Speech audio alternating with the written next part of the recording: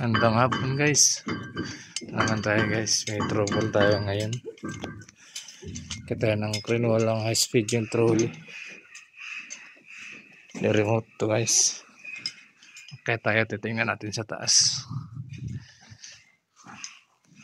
Yun guys, nabuksan na natin yung mahiwagang panel. So ang nakita natin dito, ang pawala-wala pala yung ano nyo. Minsan wala yung second speed. So nakita natin guys yung na lumuwag man, ano, lumuwag yung connection nyo. Sana yun lang yung lumabas sa tawas na to ba. Ini luwag kayo atong higpitan. Second speed man lang siya ang ano, wala. So tanaw na to sa manual kung unsay naadiha ka ng luwag na wire. Karang manual sus niyo makita so ato sa tanawon guys, say number ana 30 31 yung ano niya,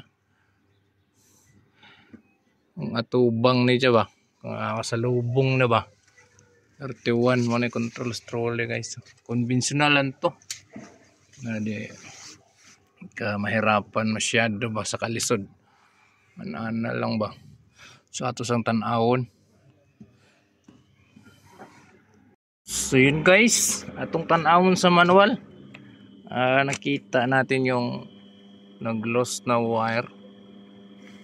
Luag siya ba, yung 30 yung number niya, 30 ayan o, 30. Kita na sa manual guys, sa trolley in siya guys, second speed. Ayan yung 30 yun, man siya ng 2 km2. Kita nyo guys, kita nyo na sa pumunta siya ng 2 km5 second speed.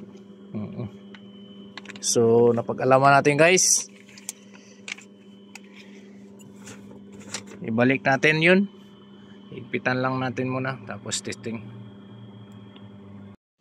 So yun guys, ato nang testing guys, kaya balik na natin yung connection nya. Testing natin kung papalo yung ano, second speed out. Yan, pumalo yung 2 km5 sa in first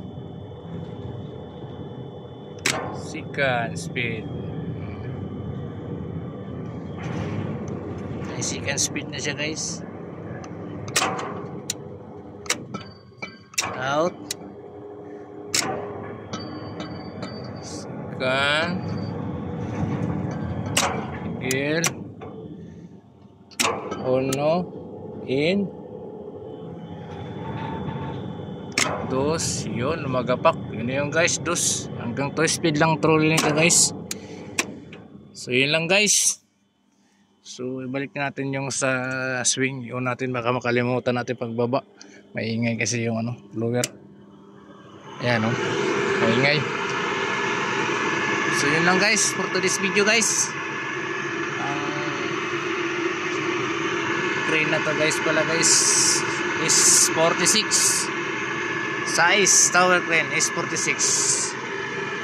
Mula to guys, daghang salamat. Okay, munaog na ko.